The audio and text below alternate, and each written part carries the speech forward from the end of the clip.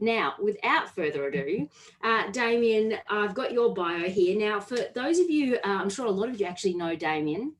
He's been in the industry for a long time. For those of you who don't, let me just read out the bio. And yes, Damien, I do have your short bio, so don't worry. Damien Mu is the CEO and Managing Director of AIA Australia and New Zealand. Damien's career at AIA Australia began in 2007, and he was appointed to the role of CEO in 2014. Damien has more than 20 years' experience in the Australian financial services industry, with management experience spanning life and health insurance, superannuation, and investments. AIA Australia is a founding member of the Shared Value Project. In 2019, AIA entered into a joint cooperation agreement with CBA for the purpose of CommInsure Life as well. In 2018, Damien was awarded the Shared Value Champion and the ABNF Australian Insurance Executive of the Year. He holds a number of directorships, including the Financial Services Council, co-chair of the FSC Life Board Committee, and an advisory board member of the Shared Value Project. Welcome, Damien. If that's your short one, love to see your long bio. Mate, so good to have you on. Thanks, Alex. Great to be here, and it's a real privilege and honour to be having this chat with you and to the few crew who are watching.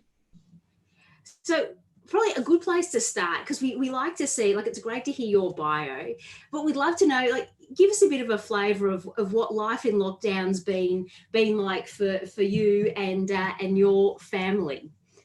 Yeah, Alex, that is the question at the moment, isn't it? Well, it's been interesting. Is probably the way to say it. It's had the ebbs and flows on a daily, hourly basis. You know, there's been some real moments of gratitude where I've been able to spend some time with my wife and my children that I wouldn't have otherwise ordinarily done without having this situation on hands. But then there's also been some real challenges. I am not, as I mentioned to you, going to win Father of the Year for homeschooling. I might be able to do okay at insurance, but homeschooling is definitely not one of my talents. So okay, give us a bit of more insight into that. Where do you think that you've fallen down on that endeavour? Clearly, I'm speaking a different language to my daughter Bailey, who's just turned 9, and my son Kai, who's 6, because I think I'm talking English, and but they just seem to ignore everything I say. And when the teacher starts speaking, whether it's on Zoom or something else, they just listen. But when I tend to speak, they just tend to like be able to block me out. You're a dad. You're a parent. Yeah, I am. Yeah, absolutely. So but fortunately, I'm blessed. My wife is a primary school teacher, so she's got it under control, and they seem to listen to her. So there you go. Handy, so handy. So there's so much, because we always have, I get the sneak peek, everyone. So I get to chat to our amazing speakers, behind the scenes as we talk about the session and all that, and do the promos and that sort of thing. And Damien, when you and I were chatting just as a lead up to this, I think we talked for probably half an hour or more, and it was wide ranging. So maybe a good place to start, just tell us a bit about what's been happening for you from a business and a leadership sense, and I know that your answer will cover probably all sorts of things about, hearts and minds and energy and emotion and connection and everything that entails. But what has the last kind of 2 months looked for you, and what have been the challenges as a leader of a big organisation?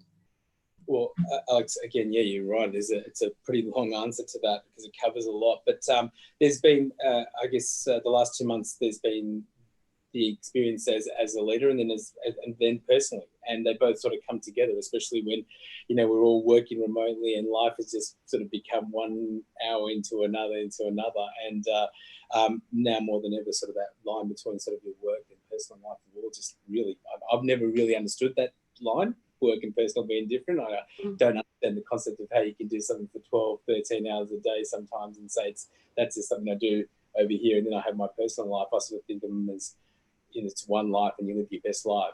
But for me, it's been, going back to the principle of being really challenging myself to think about all the things I fundamentally thought I believed in, which is leadership is first and foremost a privilege and a responsibility. It is not an authority. And right now it is, when you have a crisis, it's time to step up and, when you can command, take charge and lead. And that I'm very proud of the fact that we've been able to sort of come together as a team very quickly to develop our plan to get through this crisis, and that was very much about setting very simple objectives. What was really important right now was how we were going to give clarity and certainty to our team and to our customers during this time, and as best we could. So it was really much about coming together and saying, right, our first objective was how do we ensure our staff well-being, engagement, and productivity during this time. Number two, how are we going to, business continuity, and then three, reimagine the business. But that makes sense at a business level. But really, the key for me is from a head perspective, that works, right? I mean, people get that.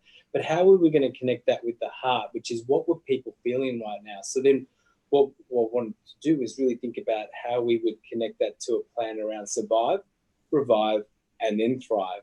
But really get people focused on the fact that, that those elements of survival were really what we were all feeling right now. I mean, we saw some really strange behavior, right? People were running to the supermarket to buy up all the toilet paper and didn't know what was going to happen. And, we've suddenly moved from, coming to a place of work every day to suddenly having to stay in a lockdown at home. So it was really much connecting that plan to people to understand how we were going to connect to the emotion of what people were feeling, to get the heads and the hearts aligned, which was we're going to survive this together, and we're going to make sure we are, working from home. We can homeschool even if it isn't fantastic. Guess what? There is still, things in the supermarket, etc. We can still buy our takeaway coffee, but then how we can move through that revive phase. But what I would say is, and get people connecting to the fact that we're going to be in that for a while, and let's not jump ahead to thrive. In fact, what we've been feeling collectively, and I have as well on a personal level, even though I've been busy in the what, which is what we're really good at, take charge and lead and do, is, there's been a collective grieving, a grieving of a loss of the way things used to be, and been grieving around the fact that, a bit of denial around what the situation is, start bargaining with ourselves around, I'll stay home and wash my hands. Then you sort of get into the anger and the sadness and the acceptance. But, I'm a relentless optimist. So I know, we are absolutely coming out of this as a nation, as a world, as a community, as humans better out of it. But, you need to accept those things. And so that's what's been happening, busy with the what, and really proud of how we're doing that and bringing people on that journey of coming through the survive, revive, and then get ready to thrive. But also, personally going through that sort of grieving process. Wow, so much there. And I know it resonates with everyone, because this is the thing, first and foremost, we're human beings. So even though we've also got the leader hat on, you're right, it's this whole, how do you self-regulate, how are you aware of what you're going through yourself, and then how does that translate, and how then do you lead? I love so much of what you said there, but I know when we were chatting earlier that you were talking about the importance of, the three stages of survive, thrive, and then revive. That you can't just go from survive and then sort of get people to revive before they're ready. And this is what you're saying, it's this emotional process, and we're all different. So we're all at different stages of that, and there's this roller coaster. How have you found, because obviously, I mean, you've got a big team of people. How have you found that you've kept that communication and all that happening to make people feel safe when they are at different stages, and you've got a big business to run with customers at the end of it? Yeah, and look, and we're learning as we go, and I don't know if we've done it all right, or whether I've got all the answers at all. But from our experience and my experience, it was very much around increasing the communication. So yes, we've got about 3,500 people that are spread across Australia, New Zealand, and 97% of people are working from home, and that we had people within 12 days suddenly where to get everyone in home and working from home to be able to perform the essential services. But what we wanted to do was that it was about being really, how were we going to provide as much clarity and certainty during that time and stay connected. So the first thing we sort of did was implement our 3 weekly live streams for our team, that everyone knows, hey, here's 15 minutes to 25 minutes 3 times a week that we're all going to come together and stay connected, and remind ourselves every day we immediately put up and encouraged people to, we had our purpose on a page, set as our screensaver. Everyone put it on top of their PC or laptop or wherever they were, to remind themselves every day that we are collectively working towards a common purpose, and why we do what we do. But it was those regular communications, and then setting the communication around and connecting it to both the head and the heart, which was, those 3 business objectives, staff well-being, engagement and productivity, business continuity, so we could manage the business during this time and provide this, and then starting to reimagine life, but connecting it to survive, the feelings we're feeling, revive, which is getting used to the abnormal, because there is no new normal yet, getting used to the abnormal, and then positioning ourselves to thrive and giving us that hope, that hope, and hope is, I love language, and hope is, optimism grounded in truth and fact, and give people that hope that we're going to choose hope, not fear. That's beautiful. And it is, language is so powerful, isn't it?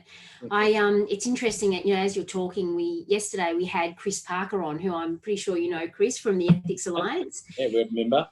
Amazing woman, as you know. And it was interesting because we were talking about all sorts of concepts, from, moral exhaustion and how we're making, every decision we make brings in ethics, and all the things that we knew to be true are no longer there, right? Everything's changed. So we're talking about that, and it just reminded me, as you were talking about, how the communication and the purpose on a page and bringing everyone back to why you're here. Chris was talking about the same thing, about the importance of this North Star and this purpose and vision to really, for everyone to buy into and get behind. Yes. And I think often we forget, in all the rushing around and the busyness, it's easy to forget these really big foundations that are simple, but not necessarily easy. I know you mentioned just earlier, and you were talking about, we're all busy. And I know you and I were chatting about, even you felt this, busier than ever, because everyone wants more, like, especially, in your role. Well, and it's not just you, but for given what you do, everyone wants more. The regulators want more. The government wants more. Your customers need more. So, and then we started talking about, and you mentioned just before, the what. And I know that you're also passionate about this concept of, being going from the what to the custodian of why and how, and why that's so important. Can you talk a bit about that? Because that's completely entwined, I think, in our natural instinct is to do. For most people, and the senior you get and the more things happen, then the easy reaction is to, well, I've just got to do more. And our community here are saying to us, I'm exhausted, I've never been busier, it's 15-hour days, they're elastic sided, it's just one long day that goes across the weekend. So just with all of that, like, give us your thoughts about busyness and how to get out of the what, and boundaries, and just anything around that you're seeing. Yeah, no, absolutely. So I think, it's something that we love the what, we love the doing, and it's actually, what we reward in society, right? You think about even in organisations and corporates, the more we do, and when you do something, that's where the reward comes from and the recognition comes from. But, as you go through your career, people say to me, what's the difference when you move to that executive table or becoming an executive? What is the subtle difference from being the head of, the senior manager of a department? It's really moving from being, it's really moving to being a very subtle shift, which is very difficult to do, to becoming the custodian of the how and why question. Because you got to those positions because you were so fantastic at doing the what, right? And that's our comfort zone. We're comfortable in the what. But when you move up to that next level in your career, where you've actually got someone who's and people in a team who are fantastic at the what, how do you add value? How do you really steward that enterprise leadership that's going to help the organization get to peak performance? It's really by, enabling and empowering people who are fantastic now at doing the what you used to do, and adding value by being the custodian of the how and why. And a good example is, if you think about our one-on-ones. The first question we goes, hi, so what are you up to? What have you been doing? What's going on? And people will tell you the what. Oh, we're going to do this, that, and the other, and then we'll do this, and this. And everyone feels comfortable about it. But really the value comes from the conversation, because in every business, we all have the same challenge, right? It's how do you allocate your finite resource, people and capital, in the most efficient and effective way? And as executives, that's the stewardship role you have. And to be able to do that, how you find that out is not by getting caught up in the what. It's actually asking the question, so tell me how you're going to do it and why are we doing it? And the how question is really where you find out, do we really have a plan? Do we have the right resources, the capability, the talent, the support structures in place?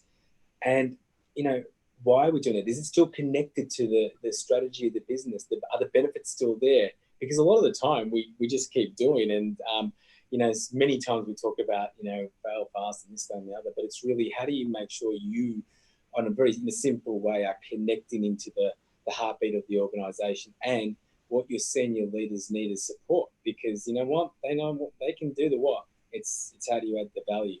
So I love that question. It's a very difficult question and behaviour to get into.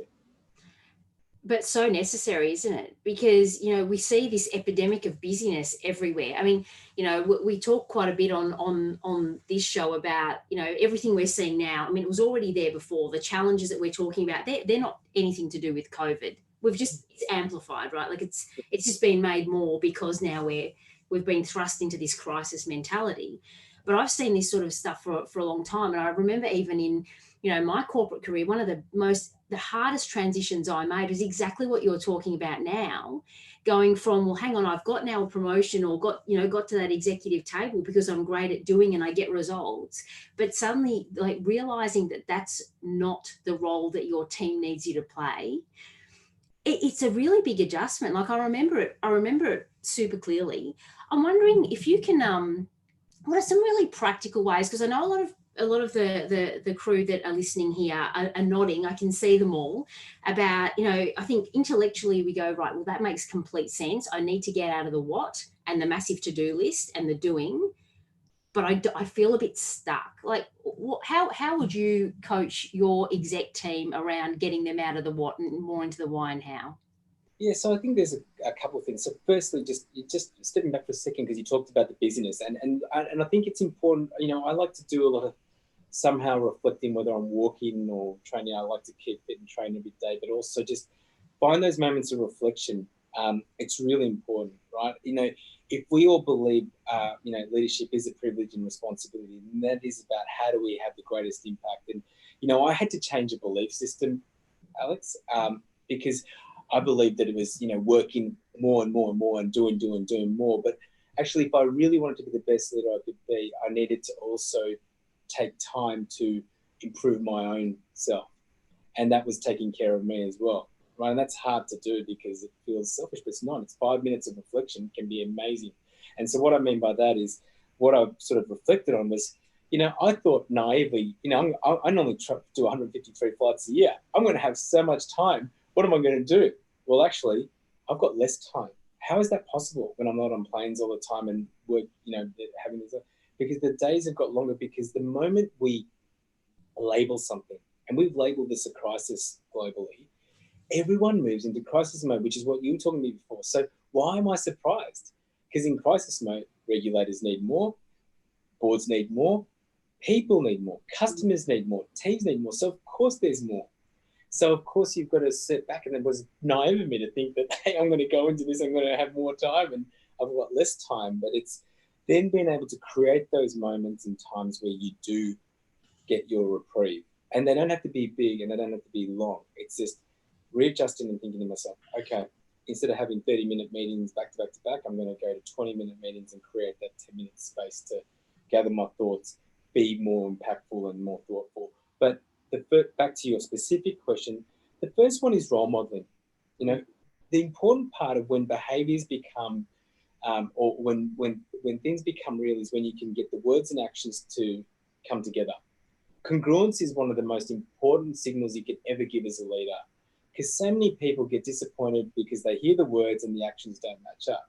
So I can't say, hey, the importance of, one of the subtle things of being a great executive is moving to the custodian of the how and why, if I don't demonstrate that and role model that as well. So, what I try to do is just have a reminder, and the first question I start with is, how are you going? Just a little reminder to get myself into the how mode. And then, just reminding myself, it's just nothing. It's so easy to have the top of your pad or whatever it is. If you do it electronically and you're digitally savvy these days, on your iPad or whatever, the H and the W. How am I? Just to remind yourself to do that. And then always, the other thing I like to do is just make sure I have my P, which is purpose, because purpose can you think about the why as well. So that's not to say that you will talk a lot about the what, but it's just reminding not to forget about the how and why. So role modeling is really important. And then sharing it openly. Like, one of the things we talk about in the live streams about this moment in time is team. Let me be clear, the executive and I don't know all the answers here, but we're going to share with you, and we're going to, make decisions with the 80-20 rule, because we need to move fast. And in some instances, we may get it wrong, but that's not our intent.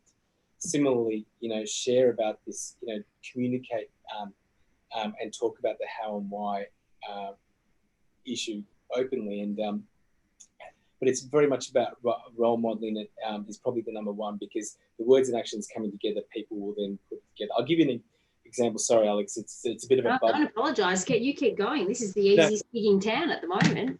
No, but it's just like, one of the things I think is really important to crystallise that how the words and actions piece is, we all remember, growing up and just, wanting to change the world, and we have these dreams, and then we come out to these organisations and, whatever it is, and you see a lot of 3 letters on buildings, and those 3 letters, it's like, oh my gosh, I can't wait, whether it's AIA or blah, blah, blah, or blah, blah, blah. And, you're just ready to take on the world, and you want to join these organisations that you believe are changing the world, and you walk through the foyer and you see the fantastic reception, and you go through, and you're just about to take off, and you're on the way to Mars here, right? Or the moon.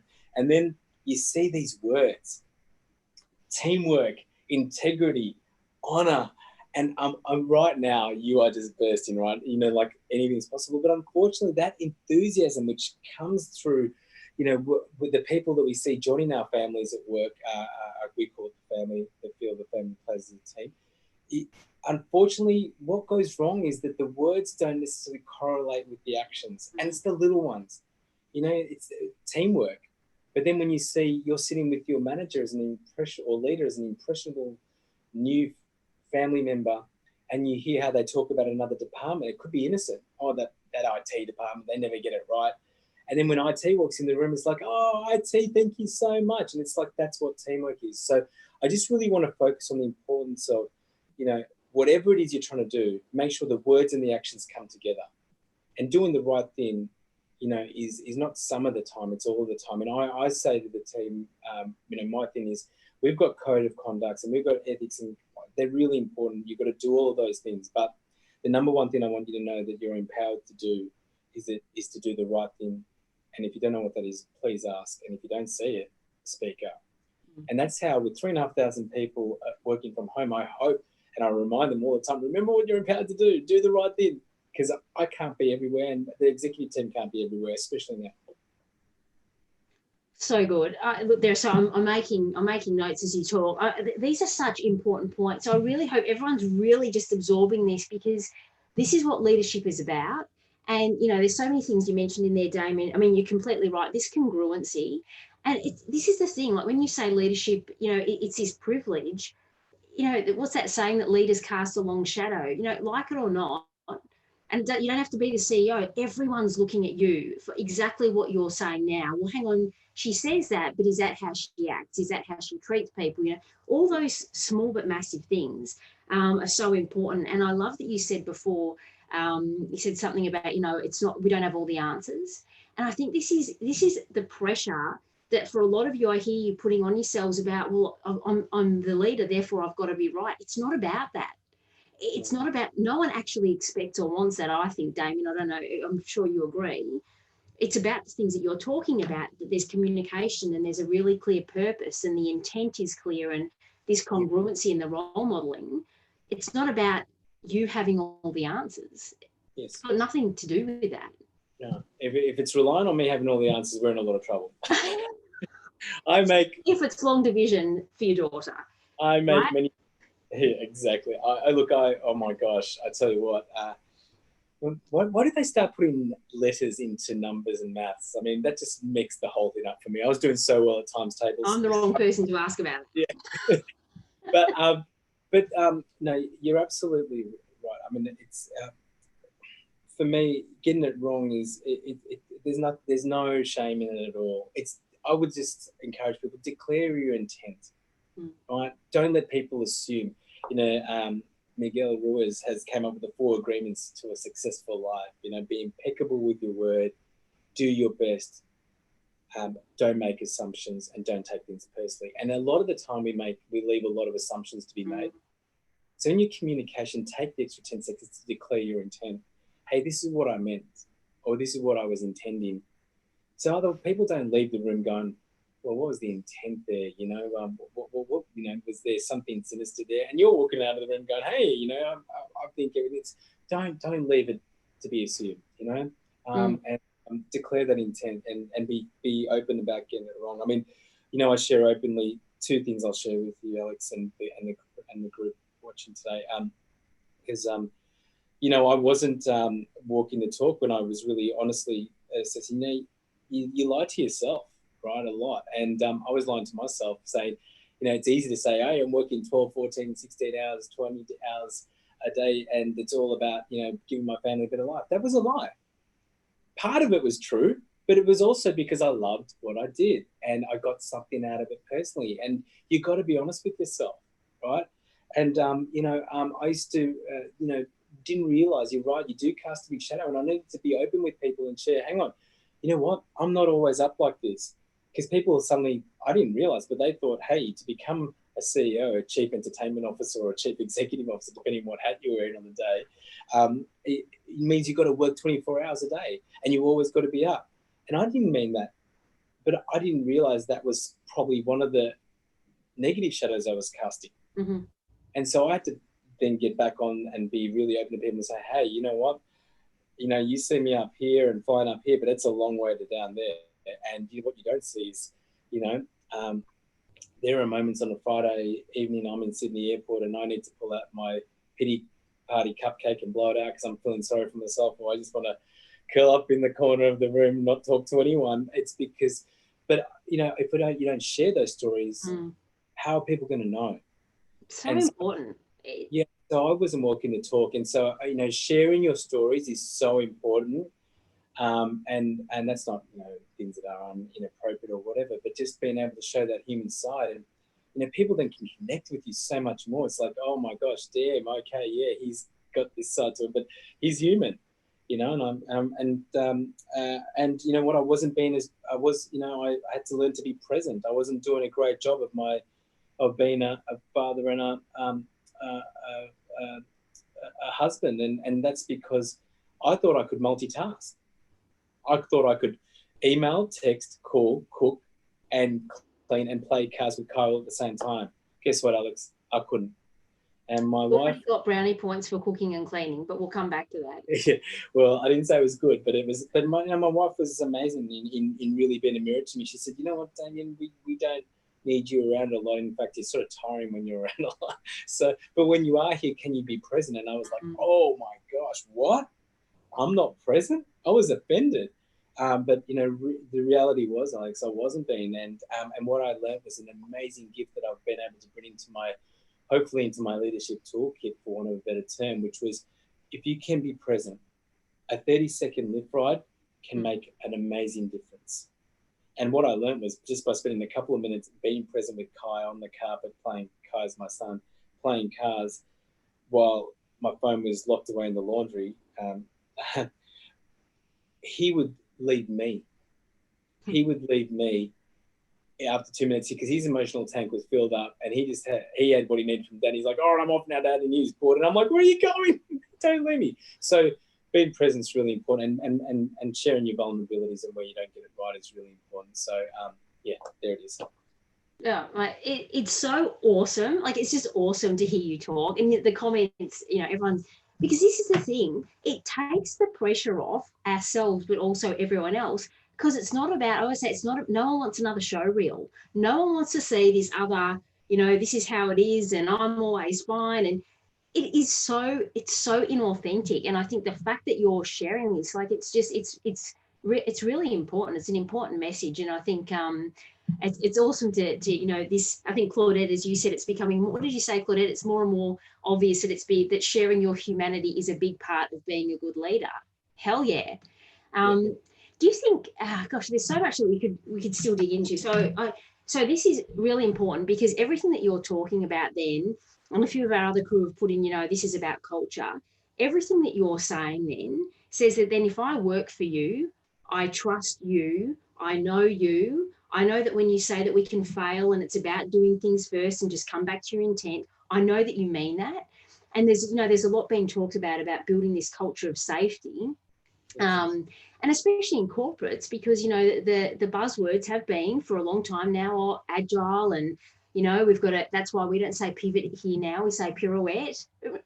They're all valid things, but you can't focus on the 80-20. You can't fail fast genuinely if you've actually got a culture that says, well, actually, I say it's okay to fail, but actually it's not. And this is the actions and words thing as well that you're talking about. Yeah, absolutely. And it comes out, and you got to, we again, you've got to sort of make sure where you have to when you want to change a behavior or help a culture to evolve, you have to overemphasize and bias to certain things. So, for example, it's really easy to celebrate wins. But how do you really discipline yourself to focus on celebrating when we don't get it right? But the effort.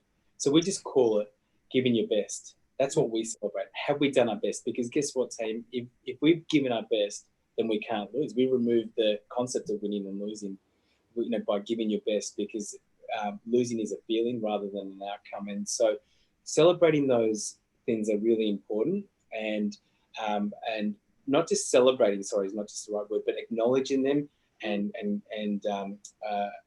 demonstrating in it together, right? That's the feel of the family, right? When we talk about the family, it's not just because of the love of the family, it's all the dysfunction of the family as well, So we create an environment that hopefully people feel safe to challenge, to talk, to share, to acknowledge, and it works. I mean, one of the things when purpose is a great, and culture are great words, but when you go down the journey of being purpose-led, you really take on as leaders, we take on a greater responsibility, because what you're saying is actually, we're here for a greater purpose, and we're not just in it to come to work and transactionally, you do this many hours and we'll pay you for that, and it's hey, come here because we're going to do something very special together, and you take on a greater responsibility. It takes a lot more emotional energy because you have to care. So what's the defining difference? Is care, right? It's about, it's just as demanding because you've got to deliver, but you're actually saying, you know what, we care. And you can't care some of the time, you got to care all the time. So, I would just encourage people to really think about, preparing themselves for that journey. So true. And I think the thing that you've just said then that just sparked in me is that this is the thing, it comes back to that role of the leader and the role that we play. These things aren't easy, and you don't kind of do it and send out an email and go, great, this is how we are now. You've got to constantly work and reassure. And I know we've talked a lot in this community about, especially early in COVID, I'm worried that I'm going to communicate too much. And my fallback has always been, you can't communicate too much. And, you've covered, declare your intent, because people hear different things, and you've just got to keep communicating and communicating. We're out of time, but no one's going to care if we keep chatting for a little bit more, I'm sure. Can you just also talk about, because I love that, so we've talked about role modeling and, being honest and true and having intention. I know that a big part of what you're building and have built in your team and culture is all about wellness. It's a big part, the well-being of your family. And I know that you do things like you've got things to help, everyone transition to the weekend, and you've got recharge days and stuff like that. Can you just give us a bit of a flavour of the sorts of things that you do around fun and wellness? Yeah, absolutely. Look, I'll try do it quickly, but first, our purpose is to make a difference, and we call ourselves the Army of Mad. And our vision or our dream, we don't call it a vision, we call it a dream, is to champion and repurpose the nation around the dream of a healthier, longer, better life. Because we are blessed right now, Alex, in this wonderful countries of ours, Australia, New Zealand, but Australia, we're talking to mainly today. You know, when we look at what's happening across the world and how what we're going through, you know, you really do have an attitude of gratitude. But that is, we want to champion healthier, longer, better lives and have the dream, which is, but you to walk that talk here. And so what we found is, you know what, it's important that we focus on, you know, the physical aspects, but also the well-being, mental well-being aspects. So we have our quarterly recharge day, which is just, people know that once a quarter they have a day off to just go and do what they got to do. Life is busy, just recharge. Yeah. You know, we have our active wear, you know, people can wear their active wear so they can encourage people to be able to feel comfortable to walk to work or ride to work or whatever, you know, do all those things. Obviously, there's a range of initiatives. But the other one more recently with COVID-19 was, you know, great, everyone was working from home, but we knew and sensed that the novelty was going to wear off quickly. And what happened is the days, as we talked about, got longer because guess what? Everyone's trying to fit into everyone's flexibility. So some people like to work at night, so emails are flying up at 10, 11 o'clock at night. Some are morning people, so they're coming in at 5, 6, 7 o'clock in the morning. It just becomes this thing. And because people are at home and unable to sort of go out a lot, what was happening was that the weeks, the days were just becoming there. There was no weekends. So we implemented, you know, or we said, let's just, hey, Friday afternoons, people, no meetings, no work meetings. Everyone just take the time. You can have catch-ups, virtual coffees and whatever, that's fine. We're not stopping people from interacting, but no work meetings, so we could just sort of transition and try and get people to help to transition into the weekend. So, see, it's the simple things. And this is something that all of you can do with your teams as well. I think it's such a great final question. I mean, look, I've got a whole heap of stuff that we might have to do version 2. But so all that said, what's the one thing for you, if you're happy to share? What do you reflect on all of this and say, you know, this is the thing that I'm going to take forward into whatever the next evolution is? And what's the one thing that, you know what, I'm actually going to leave that behind? Yeah, that is such a, I mean, Alex, honestly, I'm struggling with that a little bit right now because it's such a big question. And I feel like this has been a really, you know, even though I love to reflect a lot and go on a date with myself every couple of weeks to get to know myself again, it is right now. I feel like, you know, I'll put it out there. The universe is asking us to think about it, and it's sort of a little bit of a bigger question there. But tactically, or not tactically, but what I will do is I'm definitely not doing 150 flights a year again. I'm going to take care of myself a little bit more and spend more time with the family than having to feel like I need to be on a plane every second day. Yeah. You know, I will encourage leaders to think about this out there. I went through, and we've got a fantastic, you know, COVID-19 plan that we're working through and a risk assessment of all the things, and they're all really important. We have a number of risks which we're tracking, and the one risk I said to the team put on there that was missing is my fear that we will just go back to doing things the way we did. So please, if there is anything, keep an eye out for that, because I think we can all just come back out. Behavioural economics show that, you know, when we're in crisis, at that moment we change and adapt, but then, you know, we quickly revert back. So for that is a real fear for society, because I think we've got a chance to make some small changes to be a much stronger, better world. You know, thanks for that. It's a great answer. And you're right, it's a massive question, and I love your answer, because it is about life, the universe, and everything. And I think we're all in this exactly as you've eloquently described about, wow, what does that look like? And I know, Margaret, you've put a comment there, you know, key fear for me too, that we'll just go back to the old comfort zone. So yeah, look, thank you so much, mate. We've gone over time. Amazing. So such a great conversation. Really appreciate you investing your time and energy with our community. It's great to see you here, and we certainly hope to see more of you and the AIA crew in this community. So thanks again. Thanks everyone for listening. Alex, sorry, want to thank you for the opportunity and for what you're doing, because connecting people is always important, and now more than ever. And I just want to congratulate you on the work that you and Few are doing, and also congratulate and encourage everyone who is tuned in today to continue their journey to make a difference and take care of themselves. Thank you. Thank you. Really appreciate it. Really appreciate it. Thanks, mate. Have an excellent day. Thanks, everyone. You know the drill. There is heaps of amazingness coming up.